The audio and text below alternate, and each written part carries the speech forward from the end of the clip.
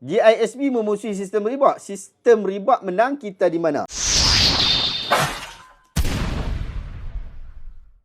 Sekarang ni soalan kita, GISB menentang sistem riba. Adakah sistem riba itu saja Islam? Bagaimana pula dengan sistem zakat? Dia tak boleh ambil satu buang satu. Tak boleh. Dulu jadi perang dulu, ingat zaman Abu Bakar dulu. Isunya bukan isu riba dia orang tentang tak solat atau sebagainya. Tidak. Isunya adalah isu tak bayar zakat. GISB bayar zakat kat mana? Zakat fitrah dia orang kata bayar. Memang tu zakat fitrah. Setiap orang ada kewajipan. Dia tak balik lagi pun ada kewajipan bayar zakat. Zakat fitrah. Bagaimana dengan zakat perniagaan dia? Dia tak buat. Macam mana? Riba ni bukan sekadar GISB, kita pun perang. Yang hendak buat bank Islam tu tertubuh. Bank Islam tu tertubuh untuk nak buat apa? Untuk nak perang riba lah. Hampir bank Islam, ayat yang pampang depan tu adalah ayat penentangan terhadap riba. Apa jangan sebut bahawa GISB nak tentang riba? Orang Islam zaman Anwar awal-awal dulu, waktu dia jadi menteri dulu, awal zaman Mahathir dulu, dah mulakan proses ni. Saya bukannya pro Anwar sangat. Saya lebih pro Ahmad Mahathir.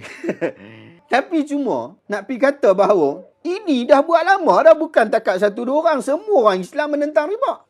Bukan satu dua orang. Bukan geng JSB saja. Semua orang Islam menentang riba. Bahkan bila ada inisiatif daripada pihak kerajaan dengan penubuhan Bank Islam, Bank Islam tu tertubuh untuk menentang riba. Sebab tu dalam satu klausul undang-undang di bank negara, kalau ada pegawai syariah yang membenarkan proses riba dengan sengaja dan awak boleh buktikan bahawa dia membenarkan proses riba, awak boleh dapat berapa? 8 juta kot. Awak buat awak lawan dekat mahkamah boleh dapat 8 juta. Banyak. Sebab tu kita sebut sungguh-sungguh penentangan terhadap riba semua orang Islam. Macam solat. Adakah JISB saja suruh orang solat? Tak, semua orang disuruh untuk solat.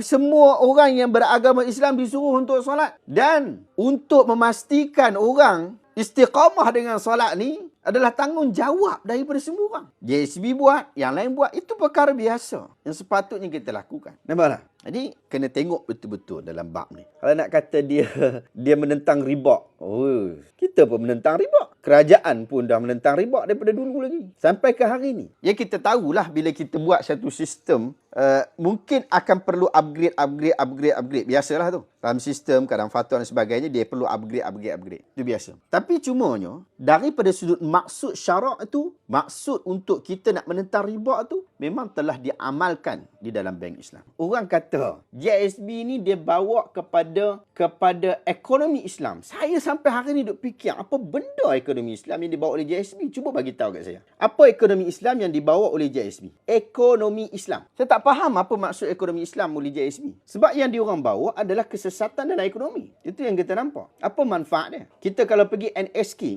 dulu pergi NSK, hampir tengok dia orang pergi beli barang dekat NSK. NSK kita tahulah owner dia bagaimana.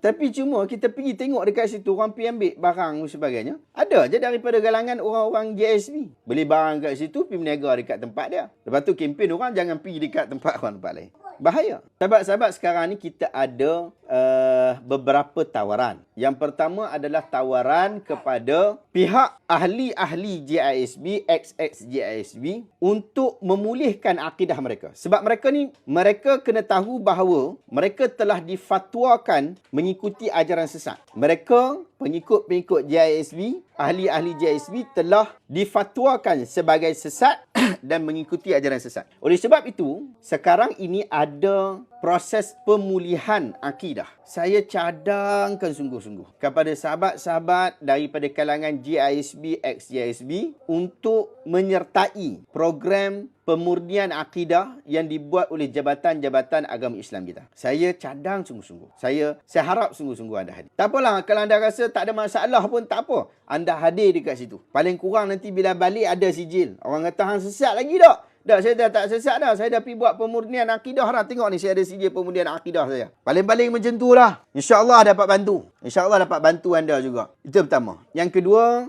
jika ada daripada kalangan anda rasa waktu duduk dalam JISB dulu, anda dianiaya. Anda dianiaya daripada sudut fizikal, daripada sudut mental, daripada sudut fizikal, daripada sudut mental, anda boleh maklumkan kepada tim peguam yang kita ada daripada 24 firma guaman yang lebih daripada 40 orang peguam bersiap sedia memberikan tawaran untuk membela anda pro bono. Tak payah banyak. Duit tak payah banyak. Mereka ni nak berjasa, mereka ini, awak kena tahu kos peguam untuk kes-kes macam ni, dia memang tak lari daripada 50,000 sehingga 100,000. Memang tak lari. Kes ni memang begitulah bayaran dia. Dia tak ada kes ni bayar 10,000 saja, tak ada. Ini kes berprofil tinggi. 50 hingga 100,000 itu biasa. Tapi pihak peguam-peguam ni mereka nak berikan tawaran percuma. Kalau anda rasa anda waktu duduk dalam JSB tu dulu, anda dianiaya daripada sudut mental, daripada sudut fizikal. Bahkan mungkin anda tak dibayar gaji. Tak dibayar gaji tu, anda nak tuntut untuk JISB bayar gaji anda. Boleh tak? Boleh. Anda maklumkan tim kita, maklumkan Puan Monadin pun boleh, tak ada masalah. Maklumkan dekat tim kita, dekat sini kita aku tak faham tu kan.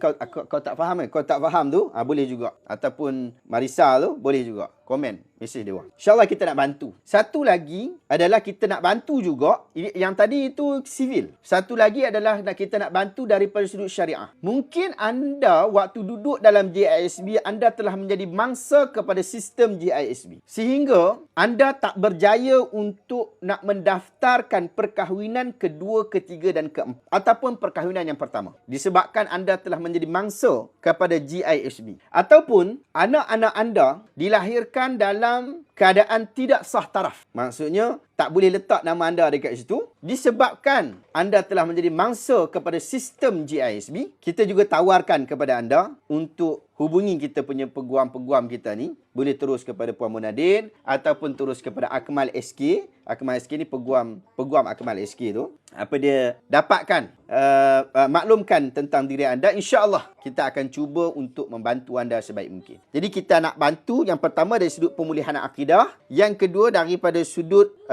guaman, tawaran untuk guaman secara sivil. Yang ketiga ialah guaman secara syariah. Jadi kita nak bantu. Sebab kita anggap mereka ini adalah umat Islam, orang sahabat-sahabat kita, saudara-saudara kita yang tersesat, yang perlu untuk dibantu. Jadi kita nak bantu, insya-Allah. Kos guaman jangan risau, percuma. Tak payah bayar. Pro bono.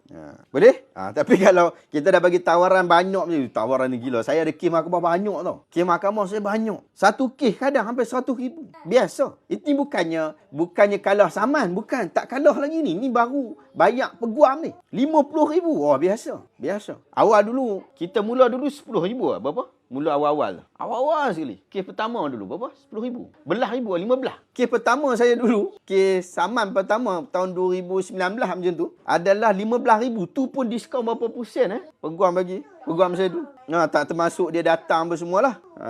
Bila peguam datang untuk bersidang, untuk ke mahkamah, dia kena bermalam dekat situ. Kita kena bayar dia. Makan minum dia semua kita kena bayar. Itu tak termasuk. Ui, gila.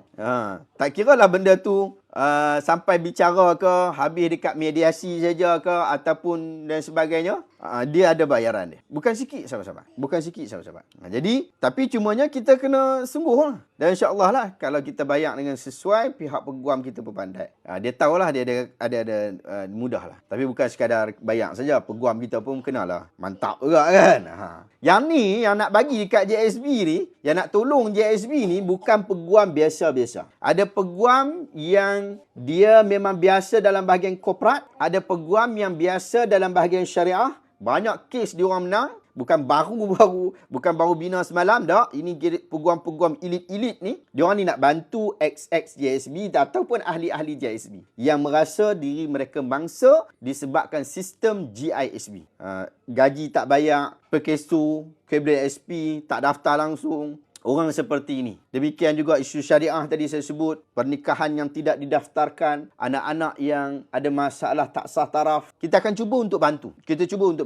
Benda ni kos tinggi tau. Kos tinggi. Serius. Kos tinggi. Tapi peguam-peguam ni memang nak bantu sungguh. Dan satu lagi itulah isu akidah. Isu akidah ni pejabat-pejabat agama Islam kita sebenarnya di semua tempat, di semua negeri telah bersiap siaga untuk membantu proses pemulihan akidah untuk ahli-ahli JSB ataupun ex-JSB. Ambillah peluang ni sahabat-sahabat. Bukan senang. Kalau anda rasa anda tu ahli JSB ataupun ex-JSB yang masih ada cinta kepada JISB, pergilah saya cadangkan. Paling-paling kurang pun, bila balik tu, kalau awak rasa, saya pergi ni, saya nampak bahawa akidah saya tak ada masalah pun. Sebab dalam tu, dia sebut benda yang sama yang saya pegang. Betul tak? Yang sama pun pegang. Dia kata, aurat Muhammadiyah, jangan buat aurat Muhammadiyah. Saya pun tak buat aurat Muhammadiyah. Alhamdulillah. Dia kata, Syekh Suhaimi, dakwaan bahawa Syekh Suhaimi tak mati lagi, dia hanya ghaib dan akan jadi Imam Mahdi. Dia itu sendiri adalah Imam Mahdi. Yang tu pun aku tak percaya macam tu. Yang aku percaya ni Imam Mahdi ni, dia ni orang yang hidup, bukannya orang dah mati ataupun orang yang telah meninggal dunia. Syekh Suhaimi ni bukan ghaib, memang mati. Dia dah tak ada lah, dia macam orang lain juga. Tak ada dah. Dan nak percaya dia macam Nabi Isa tu, mana main dalil Ni bab agama, bukan bab main-main. Nak percaya dia lebih-lebih. Nak kata bahawa Syekh Suhaimi ni, dia ni tak mati. Dia ghaibkan macam Nabi Isa, dia ghaibkan, dia angkat ke langit. Main mana ni dakwaan ni? Syiah ada lah pandangan tentang Imam ke-12 dia ghaib. Yang tu ada. Tapi ni bukan ahli sunnah. Dia tak ada fikir macam tu. Dia tak ada pegangan tu. Okey lah. Dia pergi tak program tu, dia pergi. Sebab dia ahli JISB yang telah difatwakan. Ada lagi tak perkara-perkara yang lain? Mungkin ada satu dua yang aku rupanya aku duduk dalam sistem JISB ni, rupanya sistem sesat. Sistem dia tu sistem ma'ash. Dia berkata, rupanya sistem ma'ash ni adalah sistem ekonomi yang sesat. Tak boleh duduk dalam sistem ma'ash ni sebenarnya. Pekerja bila kerja, dia kena bayar gaji dia. Rupanya begitu. Okey. Yang nak betul yang tu je lah kot lah. Kalau ada mungkin seorang tu dia macam tu. Tak apa, dia pergilah. Bila dia pergi, balik habis, dia dapat surat yang kata dia telah selesai proses pemulihan akidah. Paling kurang dia boleh sebut macam tu. Itu adalah modal dia. Orang kata, masih orang sesat lagi. JISB masih ikut lagi pegangan arkam. Saya dah tak ikut dah. JISB punya akidah apa semua, saya tak ikut dah. Tengok sijil pemulihan akidah. Saya dah ikut dah. Nampak tak? Nak jadi ahli pun tak ada sistem tu lah. Sebab nak jadi ahli tu, saya pun bening kak.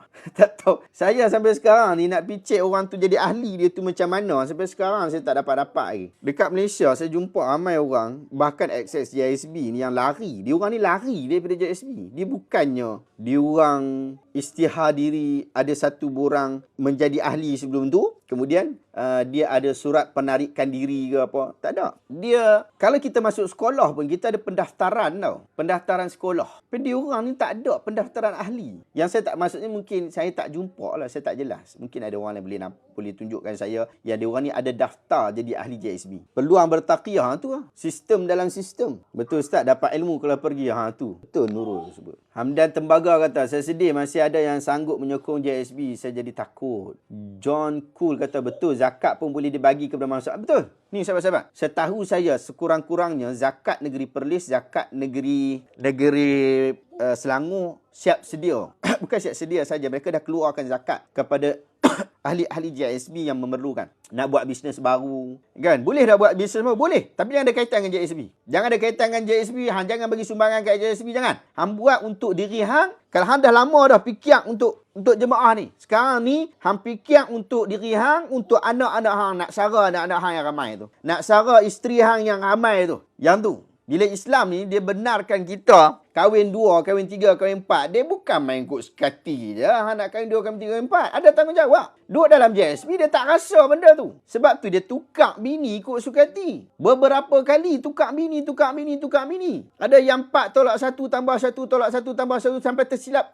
Jadi satu waktu 5. Seperti mana ceritakan. Ada jadi kes begitu. Jadi sebab tu juga, inilah masa mereka nak bantu family dia orang. Kata belajar dengan JISB, pandai-pandai cerdik-cerdik dah. Betul tak? Belajar ekonomi, belajar JISB, boleh tebak roti canai. Boleh apa lagi? Macam-macam lah kan. Buat ayam. Macam-macam dah. Waktu ni dah. Buat bisnes, bantu apa dia, anak bini. Nak dapat bantuan kat mana? Pejabat-pejabat agama Islam boleh bantu anda. Kalau susah, kita ada kontak Puan Monadin. Puan Monadin, cari dekat media sosial Monadin. Monadin.